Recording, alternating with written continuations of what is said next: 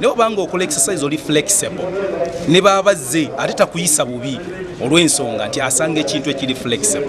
Kati tugezaako kola nutrition, nze omu kubakola nutrition, abantu bannyonnyola engeri gy'osobola okulyamu obeere ng'osobola okuba ng'oli fit. So outcry ebadde nnyingi, ekirala tulina clubs eziwerera ddala. Era ne bwoba ogenze mu basawo bonna olukolako akugamba please genda wali health club.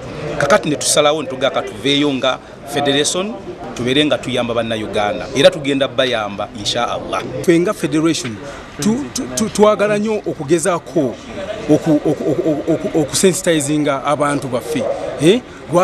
Lwaki balina okukola exercise? Lwaki balinda akaseera ako nga balwadde then balyoke bakola exercise? Ate twagala spreadinga all over mu ggwanga yonna. Tutandikidde wano Kampala naye eno program twagala kukolagana ne gavumenti etuyambeko mu bintu ebimu tulabe nga tugitambuza ggwanga yonna.